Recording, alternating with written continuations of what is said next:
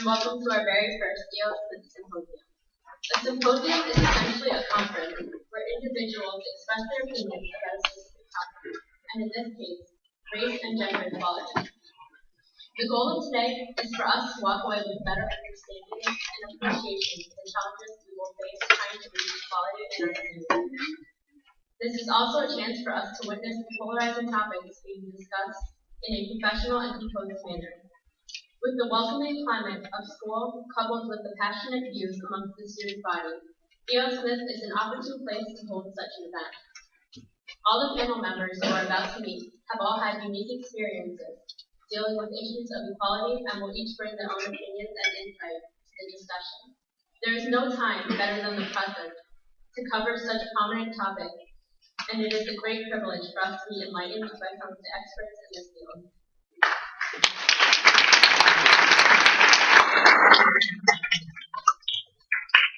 It is our honor to introduce the moderator for this discussion, Dr. Glenn Matoma. With topics such as race and gender, understanding and patience is integral to having a productive discussion. The recent political climate has seen the contentious atmosphere around free speech. We hope that Dr. Matoma's focus on the way we communicate as citizens will be a model for all political discourse in and out of the school environment. Dr. Matoma has been an avid activist for human rights both on and off the UConn campus, where he has been working for 9 years as a professor. 5 of those years has been spent directing the Thomas J. Dodd Research Center, where he published his first book titled Human Rights and the Negotiation of American Power. On campus, he teaches in the Human Rights program and helped establish the Human Rights major. Glenn has also served as co-convener of the History of Human Rights and Humanitarianism Reading Group in the Research Program in Humanitarianism for the past several years. Outside of human rights activism, Dr. Matoma has always resided outside of the box. Growing up in California, he spent a lot of time skateboarding. If anyone wants to challenge him, he'll be at the skate park at 3 o'clock this afternoon. Although he just said that he wasn't that good. So. Later in life, at UC Santa Cruz, he studied photography with a focus on the intersection of built and natural environments, bringing out the beauty of human civilization. Outside of this focus, he has also had an appreciation for banana slugs and their habitats. An oddly specific but probably interesting topic. We are having a little trouble figuring out why he would leave his banana slugs in California and come to the cold state of Connecticut. Currently, he is working on a history document of human rights in the 20th century. On the Committee for Human Rights, he's also on the Committee for Human Rights Education USA and tending to a flock of chickens.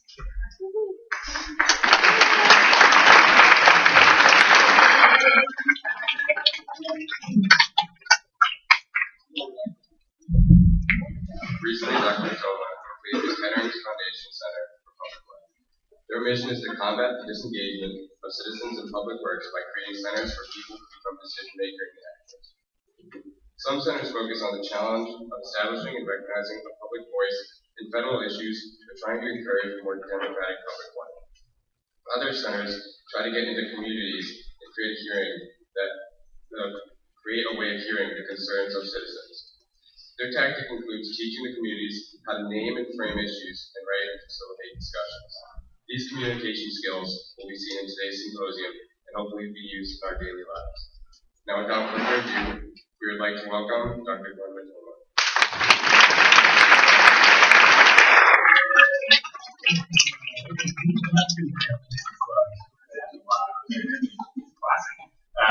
So thank you very, very much for that terrific introduction. Thank you, Lou. Thank you, everyone here at EO for making this happen. I really think that you and your community deserve a round of applause for hosting symposiums like this.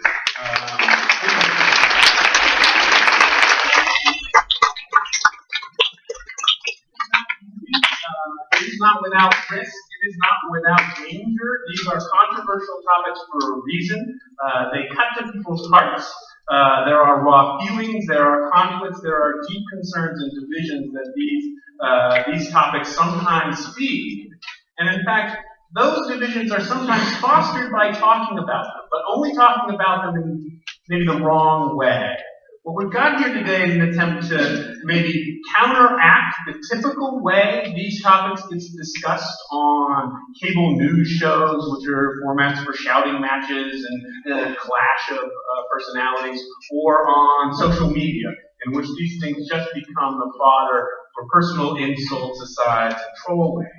What we hope to do here today is not show you that we have the answer. You have a remarkable group of people up here in front of you today with a depth and range of experience, which I think you're going to find tremendously enlightening. But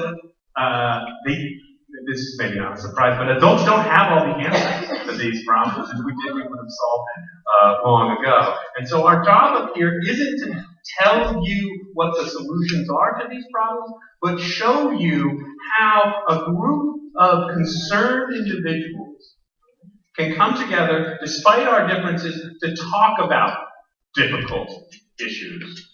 Not to come up with a specific solution or to reach the same ideas and all be here thinking and nodding along with the exact same ideas, but leave here committed to working on those together. And so I really appreciate the panelists up here agreeing to do. Again, they don't know necessarily all of the questions I'm going to ask them today, so they're kind of performing live for you, as it were. But I think it'll be instructive for all of us to reason through these ideas together, because that's, at the end of the day, how democracy actually happens.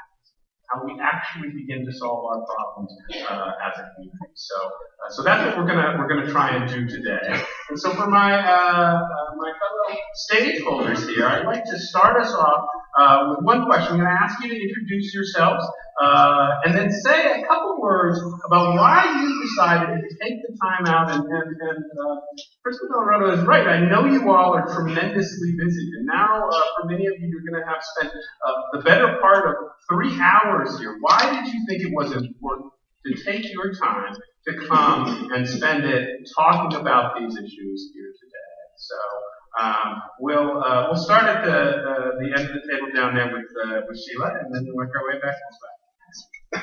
Hello, everyone. My name is Sheila Riffle. I identify as a lot of things, actually. I'm an adopted only child to single parents. I was a first-generation college student. I'm a musician. I am very happily married to a woman who is the absolute love of my life. And I'm also the principal at Old Saybrook High School.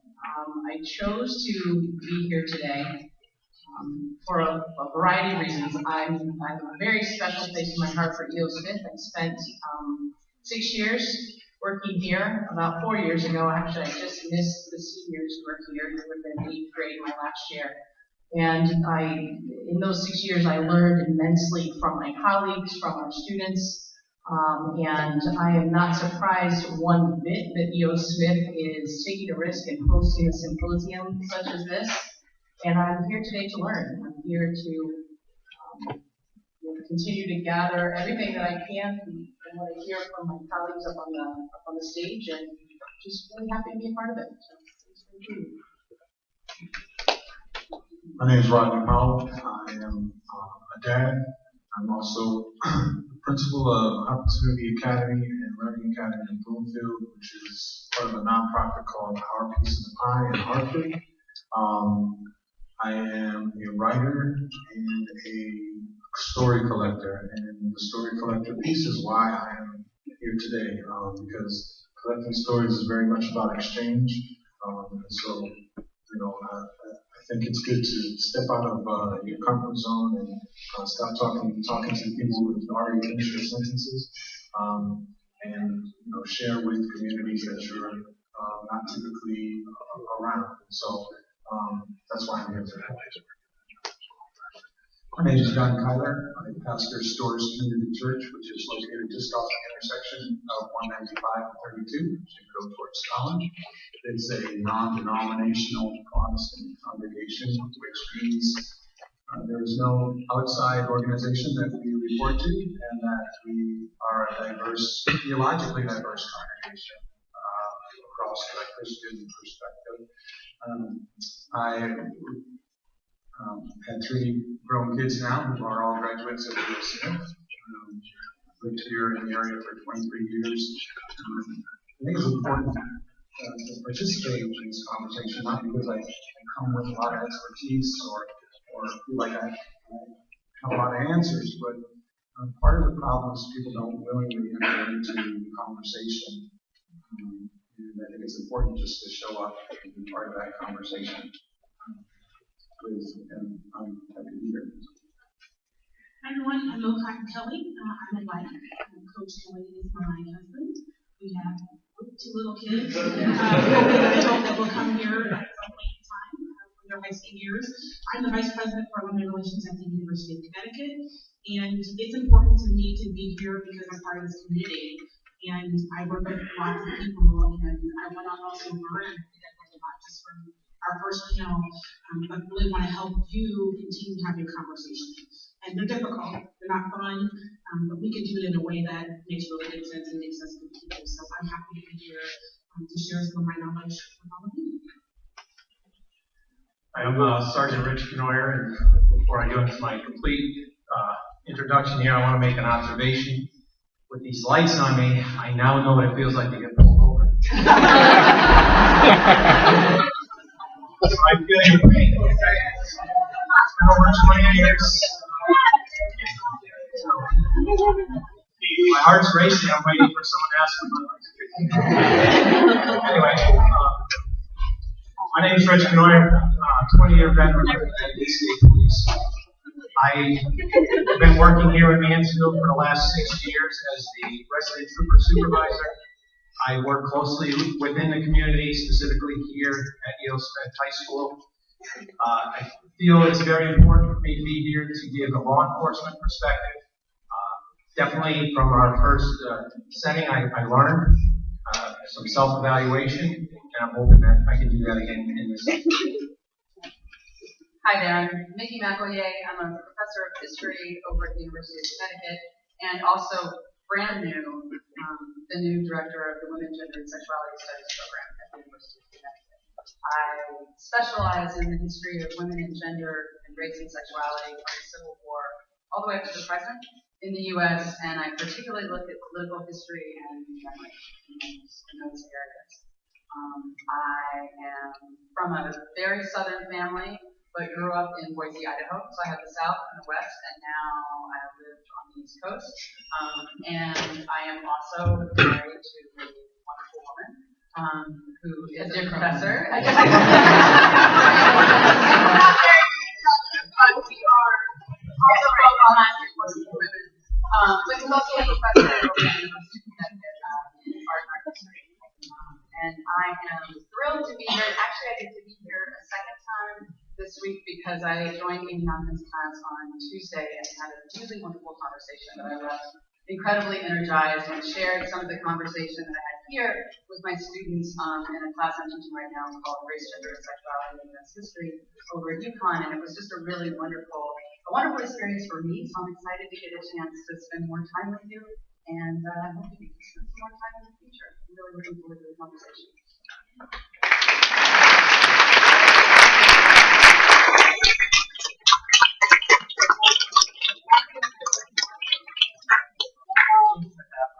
So I'll start with my first question, and maybe I'll start with Mo this time. So we're talking about gender equality during this session. I want to start a little bit with language and what's underneath maybe some of our preconceptions. And you hear things like "growth like a girl," right? Or "man up," and "boys will be boys," right? What is that? How does that make you feel? And what do you think the impact of language and phrases and the way in which we talk are on how we understand ourselves and each other in our gender?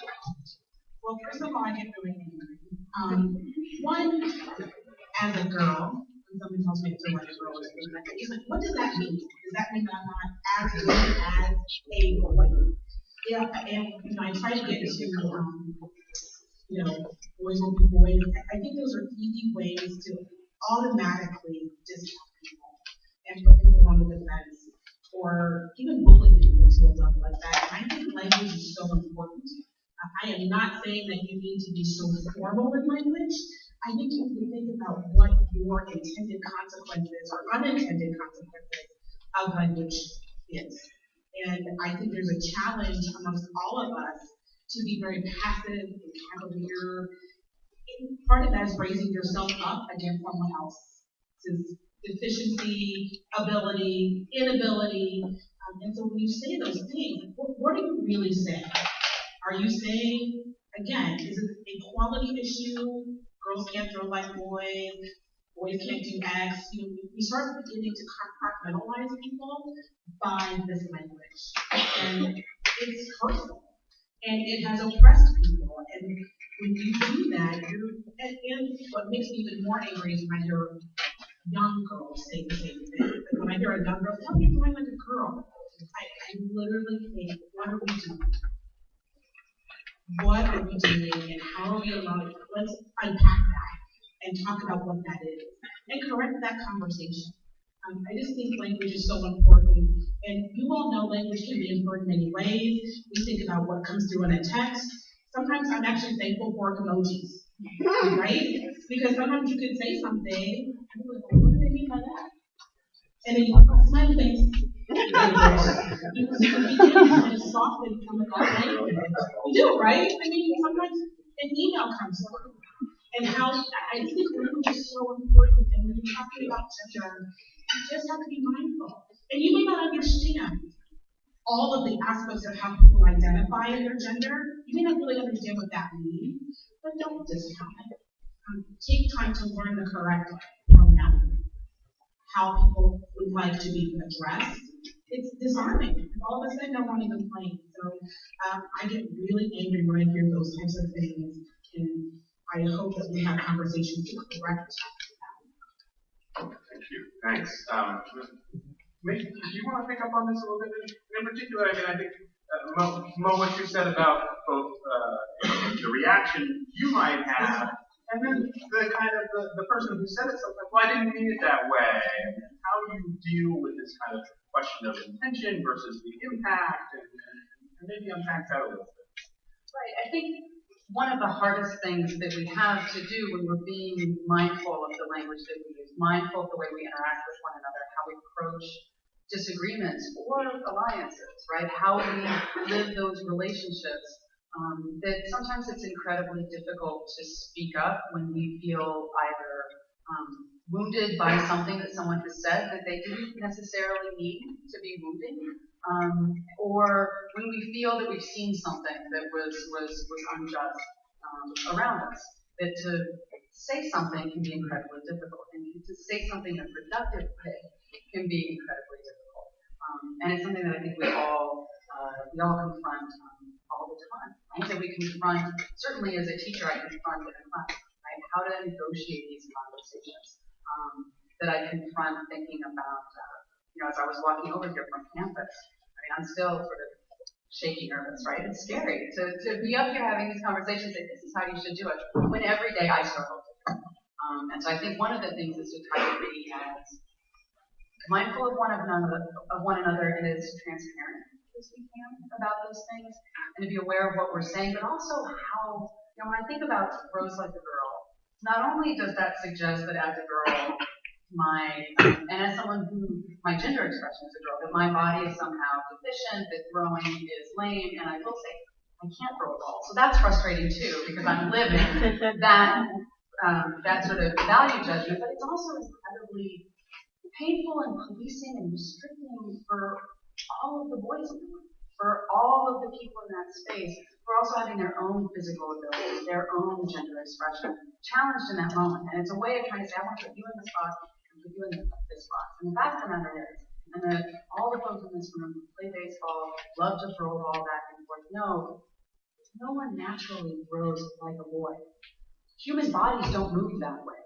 You have to learn to do that. It's not inherent to gender.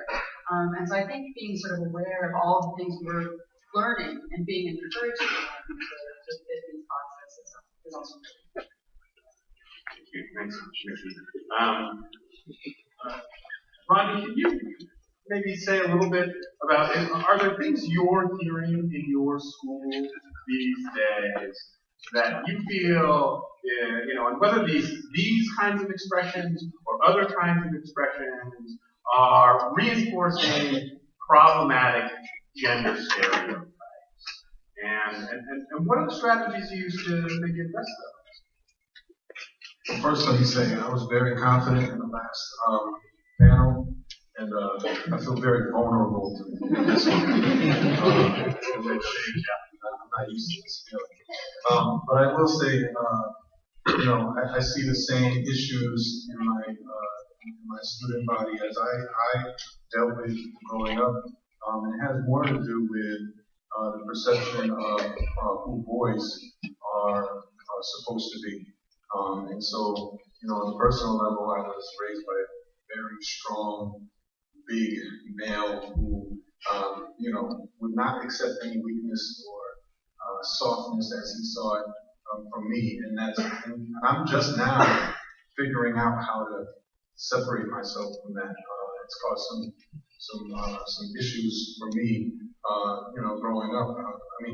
Going through relationships and things like that, thinking I have to be the protector and provider and always hard all the time. I can't be weak. And I'm seeing that in the student body, that when students, some students are seen as, or some male students are seen more as more valid, as more masculine, and therefore more respectable. When they walk around with their bravado, and other students aren't seen, their value isn't seen, because they may come to the table with a different persona, and so they don't feel free to be themselves. And I think that's ultimately the problem is when you see people's freedom being restricted by the views of those around them, and even those of us well-intentioned educators who may say things unintentionally or promote ideas unintentionally that make them just sink back into the background, we have an issue in that way. Right. Moving from words then to numbers, I'm going to throw out a few. Did you want to say something? Yeah. I think it's a lot of it's the content based on where you are. I grew up in a world that it was like a rite of passage. You're playing ball, somebody's doing a little better. It's like, dude, you throw like a girl. We go into situations that aren't, necessarily easy for people, and you tell them, you gotta man up. This is the time to man up. You gotta go do what you gotta do. Totally understand the perspective here. Never, and have I told someone they throw like a girl? I have. I'm guilty. I told someone to man up. I was an academy instructor for state police. And somebody wants to walk out the door and say, this isn't for me. I'm like, man up. This is a great career. But I didn't mean it offensively. And can those words be construed? Can I offend? Makes her angry. I don't want her to hit me. So usually gets like a girl.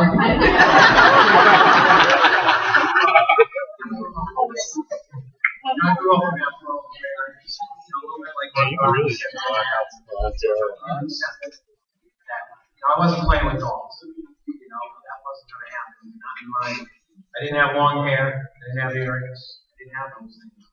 So over time, obviously, I've learned a lot. Don't begrudge anybody that has earrings or things of that nature. But sometimes, I guess, if you're going to tell someone to man up, you're going to tell them to girl like a girl. You have to be hurtful, So, that's why we have these conversations. But I don't want it to go one way and think that saying that makes you a bad person. But I think the content, if you're offending somebody tells you, then maybe you're going to have to change your perspective. But for those analogies, I don't get it. Right. Well, and you raised it, so I'm going to set the numbers aside for a second because of what you raised, and both what you and Romney have said about the way in which we're brought up, right? The environments, and I think for many of us, we look at gender roles as coming from traditional values, oftentimes. And there's a question about when those traditional values maybe don't seem as fair to us anymore. What do we do about that? What's our relationship? And John, maybe I'll ask you because, because the church has often been presented as a place that guards traditional values. And certainly traditional gender roles have been a part of many churches' tradition. So how do you, as a church in 2017, think about your relationship between tradition and what might be considered today a more fair way of thinking about these roles? Yeah, that's a great question. I think let me start to say I'm the youngest of four boys. And I've often been the guy who says, I didn't mean it that way. But I have two daughters who have schooled me. Appropriate sensitivities. I think the question of the church and with race, both race and gender, is in some ways a very disturbing one historically.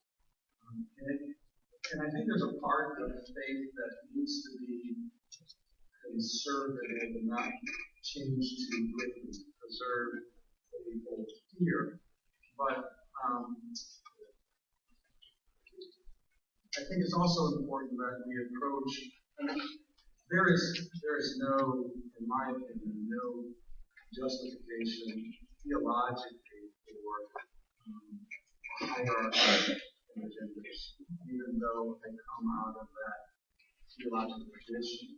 I think that our value as people is based on our shared heritage as being created in God's image.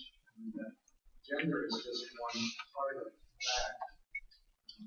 And there's a lot more to it. I think there's, not to get too far into the theology perspective of it, but there's ways of reading Scripture narrowly that defines and restricts, and if you happen to be in a position of power, you can decide how those things are interpreted and be evaluated. But I think that, my position is that men and women are equally fair in the image of God, sharing responsibility for all things. That is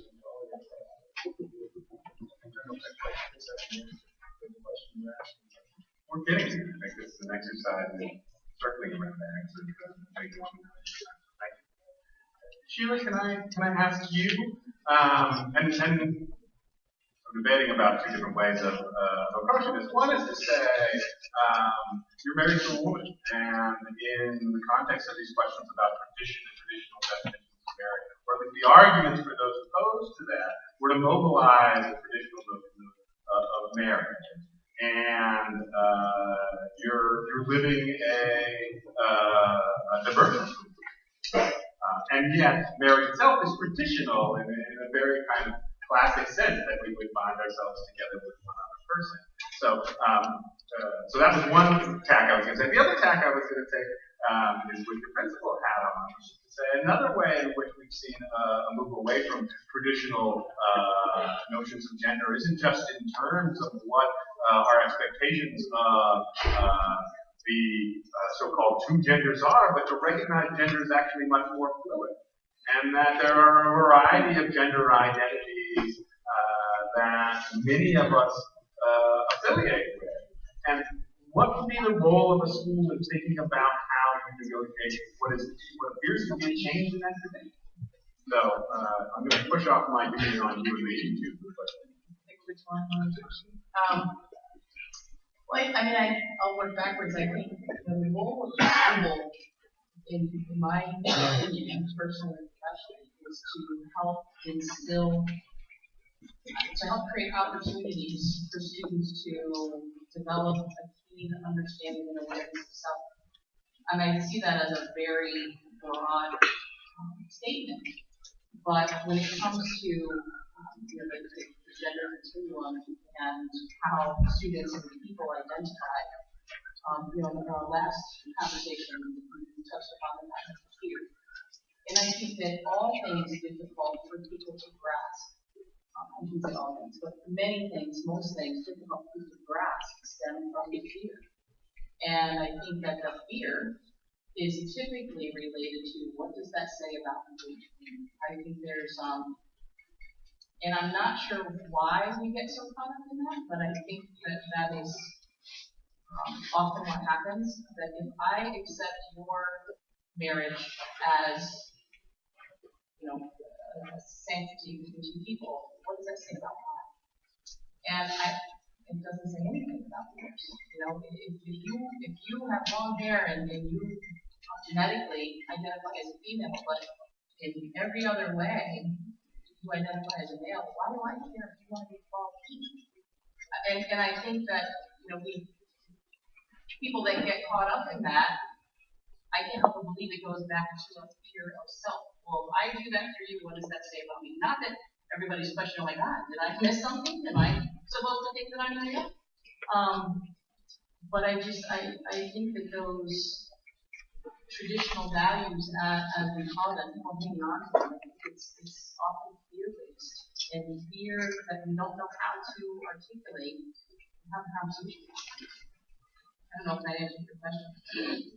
But I actually want to, and maybe there's another time for this, but to go back to the concept on words and language and what we say, and I mean it that way. I have the pleasure of having a close friend by the name of Kathy Fisher. She's the associate director of the Women's Center over at UConn. And I have learned so much from her since we've become friends. And there's a phrase that she says, I don't know if it's hers, I don't know if she's heard it somewhere else, but she says, it's the water in which we swim and we don't even know we're wet. And that just has always stuck with me because I'm sure I've said to someone, you're drunk like a girl. And we're picking on that phrase. There are any number of phrases that we can use, but when you think about the concept of, there are two major insults that a male can give to another male. One has to do with their sexuality, and the other has to do with calling them a girl. And on the one hand, we can say, if he needed that, what's the big deal? But when you think of a 6-year-old who's picking that up, how is that internalized? So I know I'm all over the place, but it's because I have a lot going on up here right now. Yeah, and I guess it is helpful, and I want to maybe drill down a little bit on that fear, because you bring it up, and I think you're right, and the nature of those insults themselves maybe get at that. So this is maybe a question best for the men at this point. If those are the insults that sting the hardest, or the fear that motivates you, what do you think is underneath that? Why is that something that hits home, or that finds its mark, if it's hurled in male relationships? Sorry. Yes, I would say that again, traditional values at home, you don't want to disappoint. If you live in a traditional family, we got a mom and a dad, and dad does dad things, mom does mom things. And then you're out there with your peer group, and they're calling you the names, and you're starting to question about yourself. So I don't know if that's a fear of disappointment. I had a conversation, it was probably 4 or 5 years ago now. My daughter came to me and told me, Dad, I don't know how to tell you this. What's wrong? I thought, she got some disease or something, and she tells me she's a lesbian.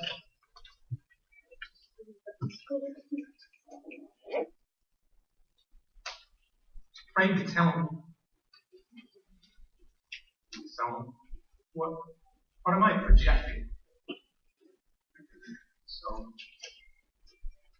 I guess it's fear of disappointment. Did I instill that in her? That she's supposed to marry a guy and do that? So, I think that's part of it. Yeah. Thank you.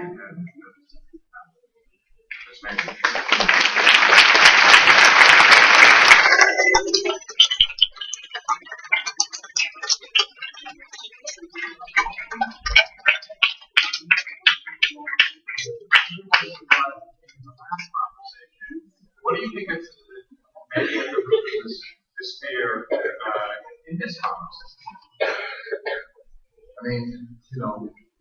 all about identity, right? And if you're raised that your identity is supposed to be one way, any question that you haven't achieved that identity makes you feel lost. Like, if I'm not as strong as I'm supposed to be, if I'm emotional as a man, if all of these things, if I can't just handle everything that comes my way without feeling hurt or afraid or any of those things, then who am I, right? What's my role in society? When I assume that, I gotta rush in and carry heavy bags for women, and they say, I got this is my thing, I'm all set. Well, what's my role? I don't know what I'm supposed to be doing, and that's all just set up by expectations, like we said before, about how you're raised and how society sees you. And to be completely honest, when you're talking about peer relationships, especially when you're young, there's a fear for me, there's a fear of physical consequences, like, are they going to think that they can beat me up? Are they going to think that, I'm the one to pick on? And so in order to prevent that, I'm going to overcompensate in the opposite direction. I have a comment too, because I think it's also the reverse for women in, Dr. Nunez was here, and she's the president of Eastern Connecticut State University. And I think there's also that role reversal for women who aspire to be in traditional male occupations or status. And we are also told, well, make sure you don't cry. Like I just cried momentarily. And I think you were first for sharing your story and eliciting that reaction. As women who aspire to be taken seriously, professionally, we are also told, well, you gotta act like a man. Like, don't wear your little cute skirts and this and that, and you gotta sit this way, and well, you need to learn how to do golf, because all the business in the world is done on golf course. So it makes it all like tennis. But I think that's, you hear all these things, and they tell you, well, it's better to have tennis. There are some certain things that traditionally male attributes will get you there. Not purely by being who you are or who you identify with.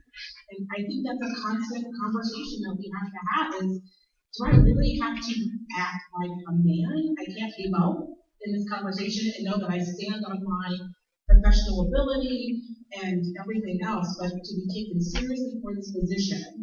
Because we make a big deal when it's the first female to do something. Right? You could put the first Latina, the first African American. We make a big deal when it's the first woman to do this. I don't want to always do that. I don't want us to always do that. That should be the norm, not the exception to the rule. And I think having that consciousness awareness about it is incredibly important as you are thinking about what you want to do. Are you in these traditional roles, and have you been told to behave differently to get there? And what does that look like? And thanks for bringing that up, because I think, my numbers, I keep renting these numbers. I did 3 minutes of research online, and I really want to share this. But they get at the point you're making, right? The 2015 wage gap for women. Women earn 83% of what men make. Women occupy only 21% of corporate boards in the United States. And in the STEM field, the gap in terms of representation of women is particularly durable, right? It's flat. It's at 25% in science, technology, engineering, and math. John, earlier you mentioned power, right? This question of who has the power to interpret the tradition as being. And I'm wondering if in these statistics there is some of that power as well. And is it about who has the power to decide who fits the role of a scientist or who fits the role of a corporate board member? And what you're seeing in your various positions about is that changing? Is it staying the same? What are the ways in which we can begin changing people's minds about who fits the role? Can I start with you? So thinking about Well, thinking about who fits the role, I think we have to reach beyond gender and gender expression as well. So when we consider these figures, and I also did a little research on the wage gap, and thinking about not only whether we get the 83% or the 80% number, which is often cited for national differences in wages. For the state of Connecticut, most recently it's been cited at 82%. So if you think about the state level, but those also don't mark the kinds of differences within the category of women and men. And we need to think about racial differences. We need to think about sexuality. We need to think about immigration status. We need to think about class status in a variety of ways, and the ways that those things intersect. And so that if we started to break down those figures, we would see dramatically different stories within that. And I think it is our obligation to consider those intersections that are always part of the conversation. But in thinking about numbers, now I got straight from the original question. I guess my question is, and you raised this issue of intersectionality, which has been much discussed recently. So either in that or even along just one dimension, what are the opportunities to begin changing the way in which our ideals, which I think are that there would be a more equitable distribution of resources, of positions across these different identities, with the reality that we're facing in a pretty durable gap. Yeah. No, so I would say one of the first things is actually what's happening right here. And I think that y'all should be incredibly proud of what you're doing and incredibly energized by the chance to have this conversation and have them in an environment where we're being encouraged to share differences and disagree with one another, but to figure out ways to find common ground. So I think that's critical. But I think that we have institutional applications. These are structural inequalities that are reinforced over time that require structural responses. And in that sense, I think we have an obligation for both electoral politics, activism, the things we see in our own environment to work to change those things. And that language is part of that structure, right? I mean, when I say structure, I don't just mean the school institution or town governance or the department, right? Thinking about the place of women among so it's different ways to imagine. I think that it's certainly structural. It's not just going to take a change over time. We actually have to change all the stuff around us. Yeah. So, well, I think that's an excellent point, and you've got some people here who are in charge of some policies, and so maybe Sheila, can you say so? You're at the top of an institution, and I'm sure these are questions that you grapple with. How do you, as a leader of an institution, see your role in trying to address exactly these inequities? I feel a little bit like a broken record because my comments all go back to the same premise, but I think as a leader of an institution, an educational institution, for me it goes back to, I'm not saying we ignore where we are now and forget about everybody 40 and older, we've got to start with the 10-year-olds, but I really do believe a piece of it, and I know there's institutional bias and discrimination is alive and well. I'm not suggesting otherwise, but I think a lot of it goes back to confidence and sense of self. I don't have numbers, I don't have statistics, but I can tell you I've engaged in some conversations recently with people, and the theme around men and women going for different positions is that a male will look at the qualifications, have some of them, part of them, and go for it, and maybe get it. Women don't even come to the table. If we can't check off every single item on the list, we think we're not qualified, and so therefore we don't want to show up. And I'm speaking in general terms now. I'm sorry to promote here, and I should do that. I say that to you. That's what I said in the last forum. But a lot of women won't even show up because we just, we don't make the list. So I think as a leader of an institution, We really need to create opportunities for students to gain, men and women, males and females, to gain confidence and an understanding of self, so that you all can go and pursue what it is you want to pursue, regardless of the traditional role of a scientist or a professional athlete or whatever it is. I think that it goes back to that sense of self as a big piece of it that's going to help us change the future going forward. And that sense of self then is the one that you're working on with your students, obviously. But I wonder on the flip side, right? So in those situations where jobs are out there and people are deciding whether to apply, you can work on the problem from the one side of making sure that women have the same kinds of inclination and confidence to apply. But is there something on the other side that institutions should do to make sure that they're welcoming to all kinds of candidates with all kinds of credentials? And Sergeant Conoyer, I'll ask you within the force, within the department, is this something that you thought about? You're obviously in a career that is traditionally thought of as a masculine career, but has enjoyed some improvement in the representation of women on the force recently. What are the ways in which you're attempting to make it, attempting to make it a place that reflects the balance of the communities you serve? Yeah, I think our recruiting is important.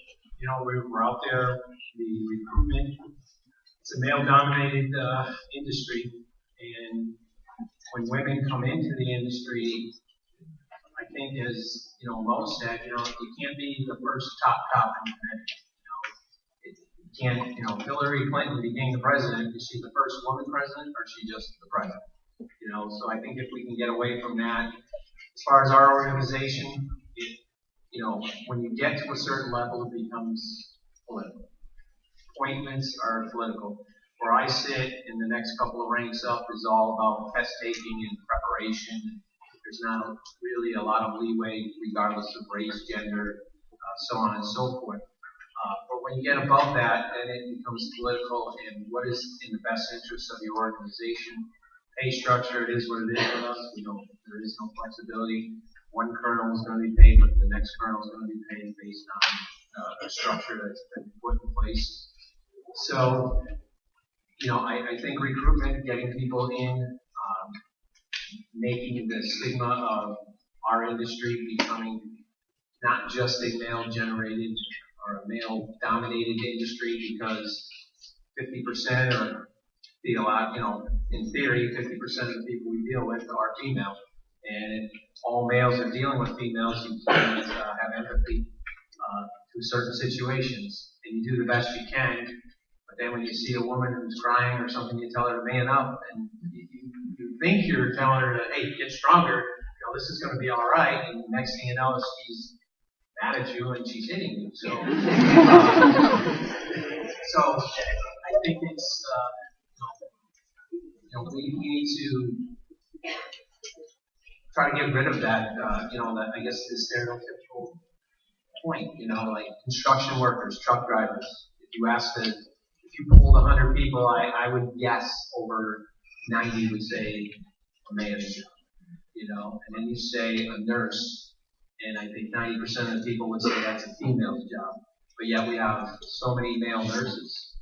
You hear doctor 20 years ago, it's got to be a man, and that's so different now. So I think we're making strides, but there's a long way to go. And changing that, again, that inherent bias that it puts by us. We talked a little bit about it last time, about what we directly associate. Some of that is sharing, but probably a lot of it is about stories, actually, more and more. I want to switch gears a little bit here and talk about the issue of sexual assault. This is something that has garnered an increased amount of attention, particularly on our campus now, and Mickey, as you know about, and the way in which sexual assault and sexual harassment are handled within schools and universities is changing. Do you think that these changes are having an effect from your your perspective? Is it important to change more than just the laws, but the culture around these things? Yeah, I can. I think the challenge, though, is, again, starting here, right? So when you victim shame or blame my alma mater, but when Research University just had an issue with sexual assault, and the way that the investigative details have been released, they blame the victim. Now, traditionally, this is the majority that's women victims, and there are also men. But when you start at the conversation, well, how were you dressed? What did you say? What did you drink? When you start the conversation there, as opposed to what happened? Who was involved? And you begin to act the facts that you actually get to, whether that's calling the police in and getting, some sort of criminal adjustment there. But when you don't start there, when you look at the victim who could be crying, upset, or any other, or not even, or shutting down, and you start the conversation with, why were you out that late at night? And you all of a sudden are putting the victim on the stand, and you're basically blaming them. And so it's hard to get past the laws, which I think are getting better, and I think you're also hearing people are now, people say, oh, there's so much sexual assault. Sexual assault, everyone has been there for a long time. Colleges are now just mandated to report it. And so there are definitely some differences about everybody saying all of these things are out there. It's happened. I went to college, I've seen it. But now we have to report it, and we have to act on it. But we have to change the language by which we investigate those things. Because there's a lot going on there. And if you want people to report it in a way that they feel safe, then we've got to stop with how we question it. And I mean both women and men. It's the language strategy. The laws are getting there.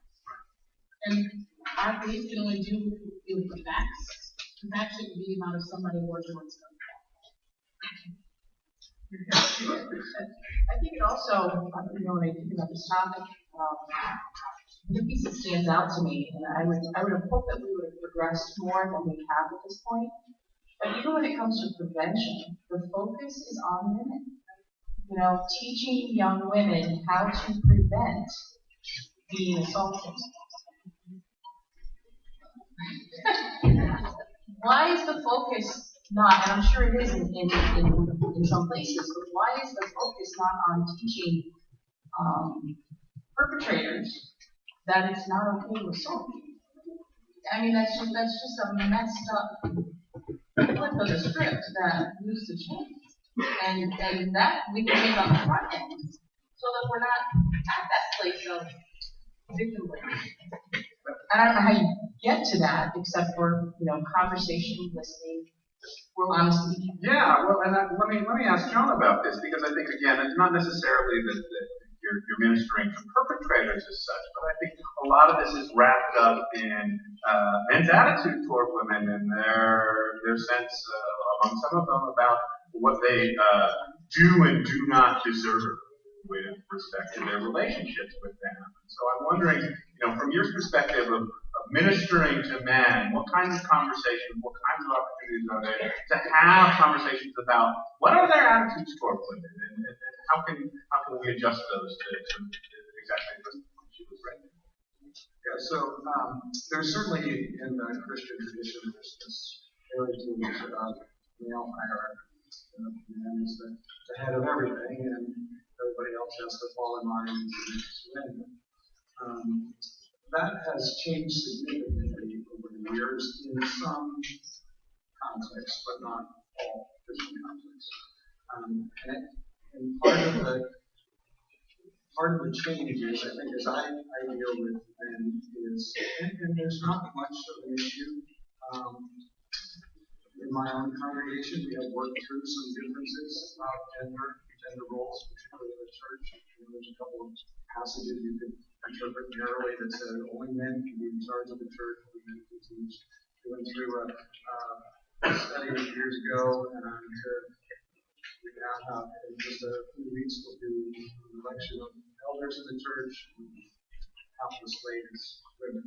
So we've worked through that as a congregation with diverse opinions.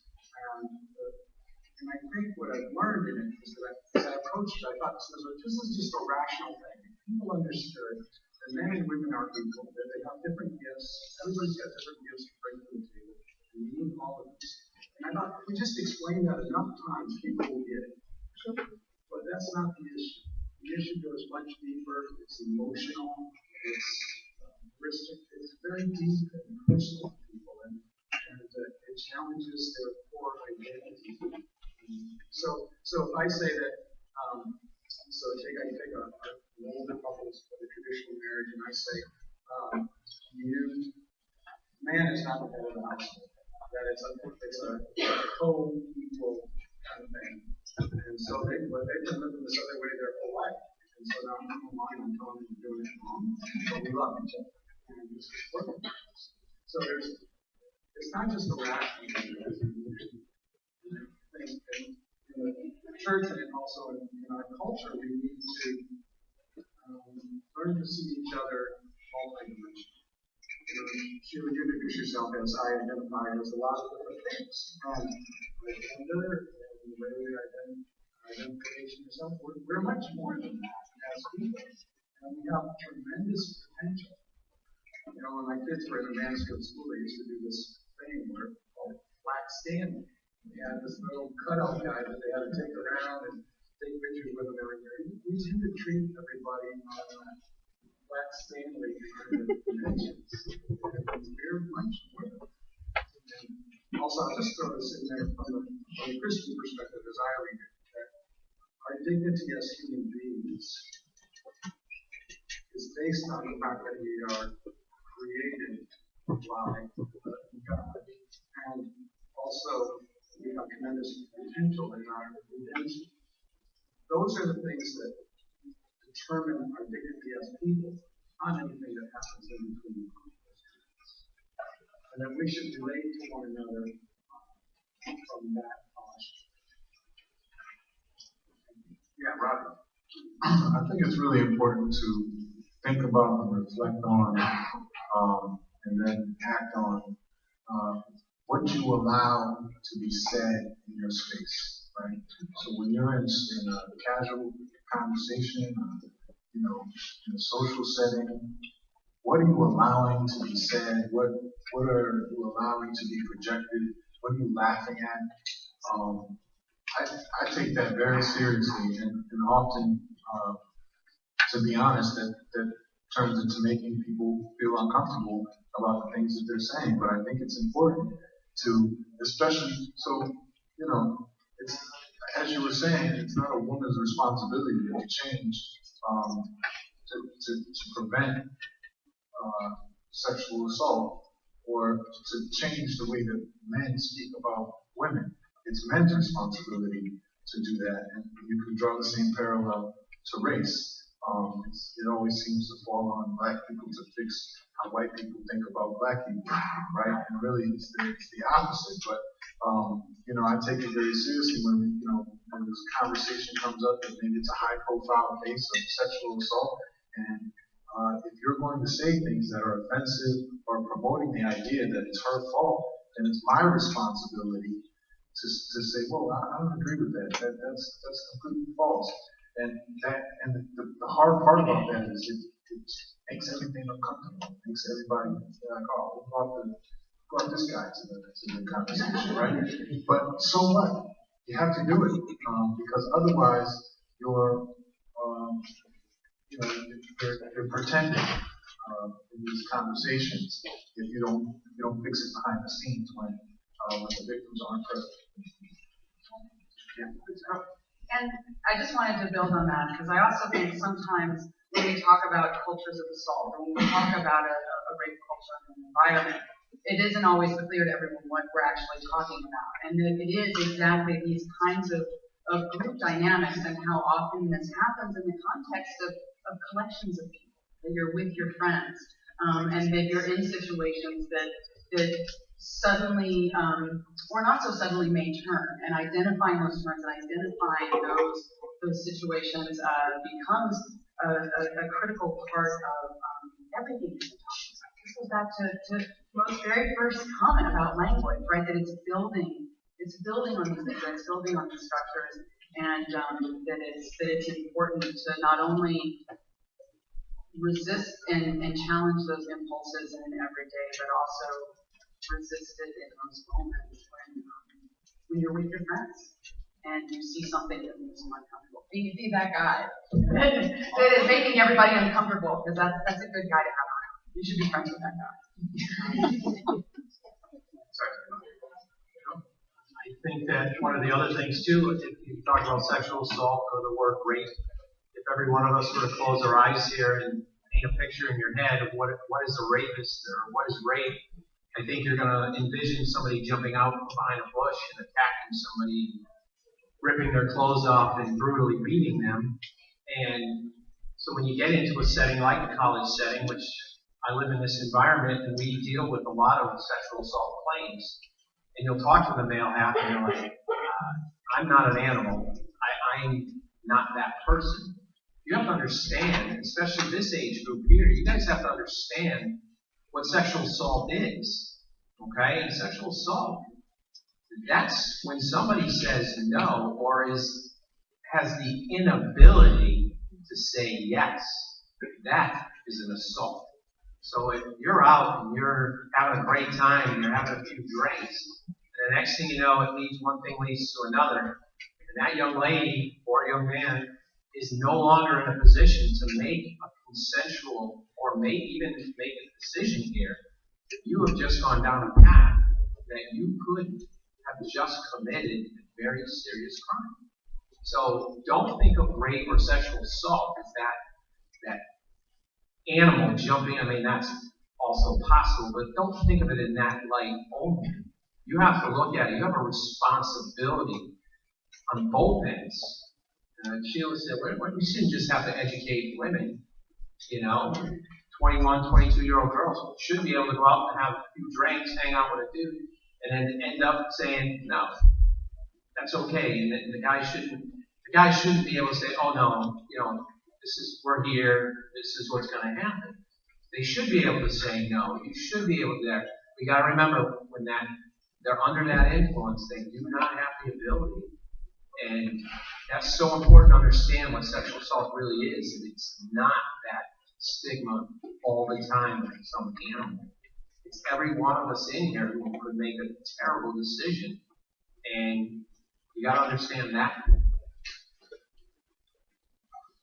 So we're coming close to the end of our time together. So I'm going to pass you another quote as I wrap up question. Yeah, it's not. So it's a risk. This whole thing has been a risk. So feel free to address the quote, or feel free to just give us a few final thoughts as we're wrapping up. But this one's from Gloria Steinem.